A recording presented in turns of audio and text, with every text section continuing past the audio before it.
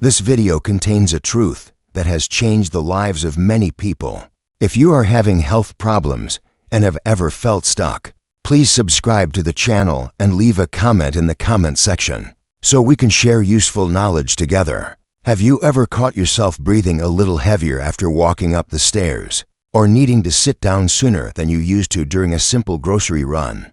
Maybe you've chalked it up to age, but deep down, something nags at you. Could it be something more? You're not alone. And if your heart's been quietly whispering that it needs a little help, this might just be the moment to finally listen. The truth is, heart disease doesn't show up overnight. It builds slowly, year after year, habit after habit. And while growing older does bring natural changes to our bodies, heart disease is not something you have to accept as inevitable. In fact, there are small, powerful actions you can take starting today that can protect your heart, boost your energy, and even help you feel younger than you have in years. So today, we're diving into 5 essential tips that can lower your risk of heart disease, especially for those of us enjoying our golden years. These aren't fads or fancy diets. They're simple, realistic habits anyone can do, no matter your age, fitness level, or medical history. And they've been shown time and time again to make a real difference. As we go through this together, I want you to think about your daily routines. What do you eat? How do you move? How do you handle stress? These are the quiet building blocks of heart health. And if you've got a medical condition like high blood pressure, diabetes, or high cholesterol, I'd love for you to share that in the comments. That way, we can offer even more tailored tips and support for your journey. Let's start with something that sounds small, but is absolutely game-changing: moving your body. Just a little bit more every day. Now, I know that sounds like standard advice, but hear me out. This isn't about running marathons or hitting the gym. It's about what I call purposeful movement. That could mean dancing in your kitchen while dinner cooks, walking to the mailbox and back a few times instead of once, or stretching your legs while you talk on the phone with a friend. Movement keeps the blood flowing, lowers your blood pressure, and strengthens the heart muscle itself. But the magic is in the consistency, not intensity. Think of your heart like any other muscle. If you stop using it, it gets weaker. But give it gentle, regular use, and it'll thank you. One of my patients, Helen, started taking 5-minute walks after every meal. Just 5 minutes. That habit helped her drop her blood pressure by 12 points over 3 months. And she said her mood and sleep improved too. But what about those days when your joints ache or energy's low? That's okay. Even sitting in a chair and doing some slow arm circles or leg lifts counts. What matters is movement, any kind, every day. Now that you've got that first habit in mind, let's talk about the second one. It's something we do 3 times a day, everyday eating. And let's be honest, food is one of life's great pleasures, but it's also one of the most powerful tools we have for preventing heart disease. Here's the good news: you don't need to go on a strict diet. You just need to make a few smart swaps. Start with salt. A little bit is okay, but too much, that tightens your blood vessels and pushes your blood pressure up fast. And for seniors, high blood pressure is one of the biggest risk factors for heart attacks and strokes. Instead of salting your food out of habit, try adding flavor with fresh herbs, lemon juice, garlic, or a sprinkle of paprika. I had a patient, George, who switched from canned soups and frozen dinners to homemade veggie stews and seasoned brown rice. He dropped 15 pounds without even trying, and his doctor cut his blood pressure meds in half. Then there's sugar, especially those sneaky added sugars in drinks and snacks. They cause inflammation, weight gain, and mess with your cholesterol. But you don't have to give up sweetness entirely. Try swapping soda for flavored sparkling water, or having a piece of dark chocolate instead of a slice of cake. Those tiny changes, they add up. And let's not forget fiber. Foods like oats, beans, and berries can help clear out the bad cholesterol in your bloodstream. Try starting your morning with oatmeal topped with blueberries and walnuts. That one bowl gives your heart a beautiful gift to start the day. But maybe most importantly, don't eat in a rush. Sit down, relax, chew slowly. Turn off the TV. Make meals a peaceful ritual instead of a task. Your body digests better, and your heart feels less stress when your mind does too. Now that we've talked about movement and food to big foundations, there's one more piece I want to gently introduce before we continue, and it might surprise you. It's not about what you eat or how you move. It's about how you feel inside. Because believe it or not, your emotions affect your heart just as much as your habits do. Stress, anxiety, loneliness, they're more common than ever, especially as we get older and life slows down. Maybe you've lost a partner, or friends have moved away, or maybe your days just feel quieter. And while peace can be beautiful, too much isolation can quietly strain the heart. Literally, it increases cortisol, raises your blood pressure, and can make it harder to sleep, eat well, or stay active. So one of the most heart-smart things you can do is stay connected. Call a friend, join a walking group, try a community center class even virtually. Reach out to family, even if it's just to say hello. Human connection is medicine. It doesn't come in a bottle, but it's powerful and real. And if you're struggling with sadness or anxiety, please talk to someone about it, a doctor, a counselor, even someone in your community. There's no shame in needing help. Your heart needs you to feel cared for too, not just physically, but emotionally. Now, with these first two habits, more movement and smarter eating, and just a hint of how deeply your emotions play a role in all of this, you're already on a stronger path than most, and we're just getting started. It's amazing, isn't it, how just a few daily choices can begin to shift the way your heart feels, your body moves, and even how clear your mind becomes. Now that you've started making time for mindful movement and you're paying closer attention to what's on your plate, you're already doing more for your heart than many people realize. And that's worth celebrating. But let's keep going, because there's one area that often gets pushed to the side, especially in retirement years. You may not see it, but it can quietly weigh down your heart. I'm talking about stress. Yep, good old stress. Even in your 60s, 70s, or 80s, life still brings plenty of it. Whether it's worrying about finances, caring for a spouse, feeling isolated, or even watching the evening news, stress doesn't retire when you do. And here's the kicker: chronic stress doesn't just make you feel anxious.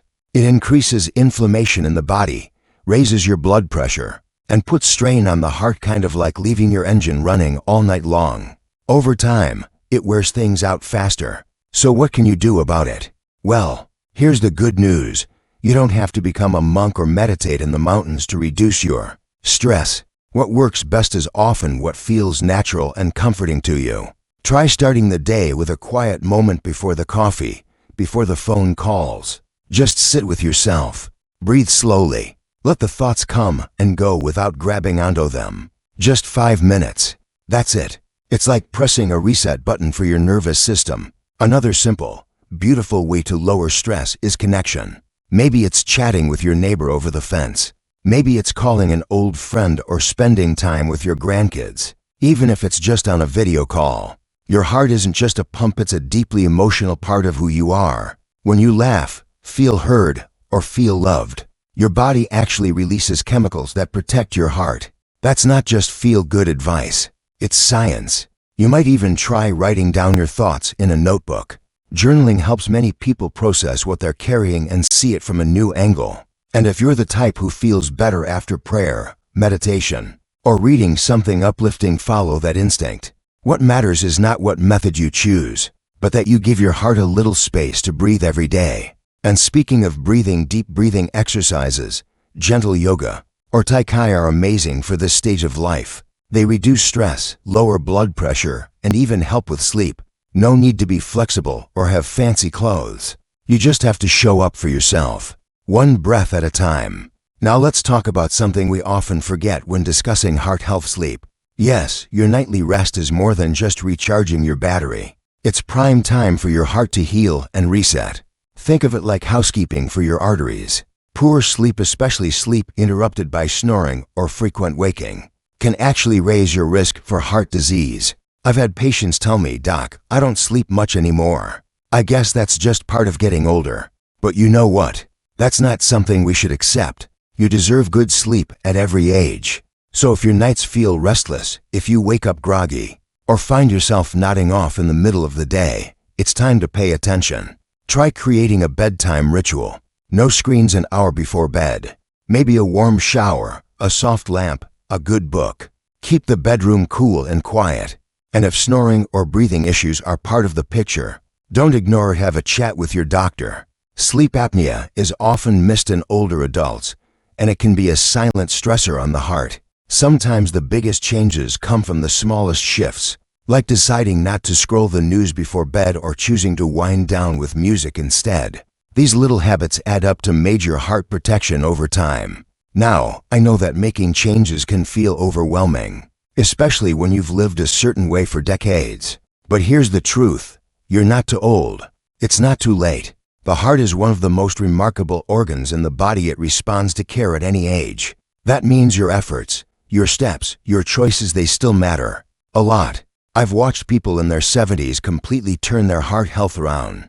Not by running marathons, not by eating perfectly, but by tuning in, caring more deeply for themselves, and taking things one day at a time. So don't feel discouraged if some days feel harder than others. That's normal. What matters most is that you keep going, because the life you're working toward, the life with more energy, less worry, more ease and joy, isn't just a dream. It's something you can reach, and you're already on the road there. Let's keep walking that path together, because there's still one more essential piece of this puzzle to talk about, something that might surprise you, but could make all the difference in how your heart beats for years to come. You've already taken some powerful steps, moving more, eating smarter, lowering your stress, and honoring the rest your body needs. And with all that in motion, you might be wondering, what else could possibly matter? Here's something many people overlook. It's not something you'll find in a prescription bottle. You can't buy it at the store or measure it with a blood test. But its impact on your heart, it's enormous. I'm talking about purpose. Yes, purpose. Now, that word can mean different things to different people.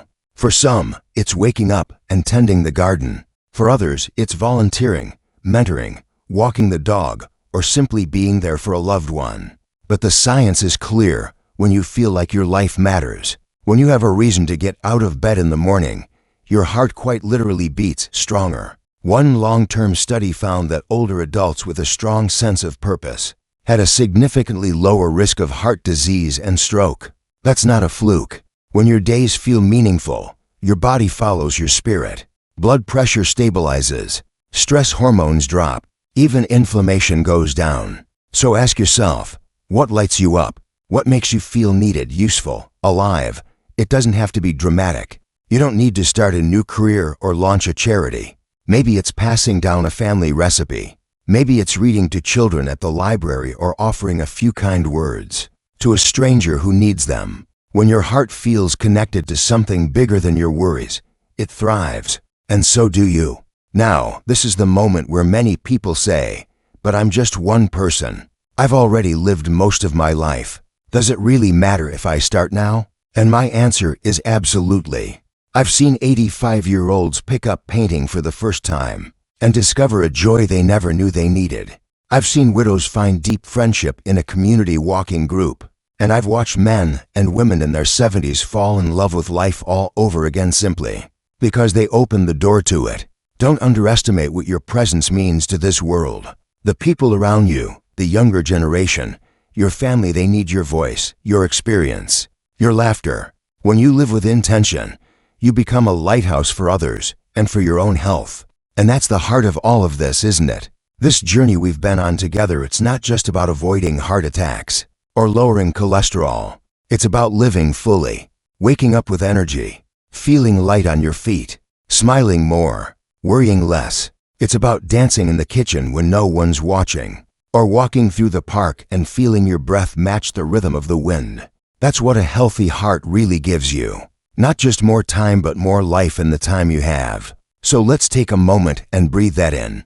You've learned that even gentle movement every day can do wonders. You've seen how simple changes in your diet, like choosing more color, less salt, and real whole foods, can help your arteries thank you. You've been reminded to take care of your emotions, your sleep, and now your soul. Small choices, big results. That's how this works. You don't need to be perfect. You don't need to do it all at once. Just begin, and then begin again, as many times as you need to. Each step you take toward caring for your heart is a step toward more freedom, more joy, and more strength than you may even realize you still have. And if you're watching this and thinking, I want to do this, but I need help, you're not alone. That's what we're here for. Drop a comment below. Tell us what you're struggling with, whether it's blood pressure, fatigue, loneliness, or confusion about your diet. Let's support each other, because healing isn't something we do alone. It's something we do together. If this message touched you, give this video a like and hit subscribe so we can keep walking this road side by side. There's more good to come, and I promise we'll keep it real, practical, and full of heart every step of the way. Your best days, they're still unfolding. Your heart, it's still listening. So speak kindly to it. Move for it. Nourish it. Let it rest. And above all, give it a reason to keep beating strong. Here's to living your best life at any age.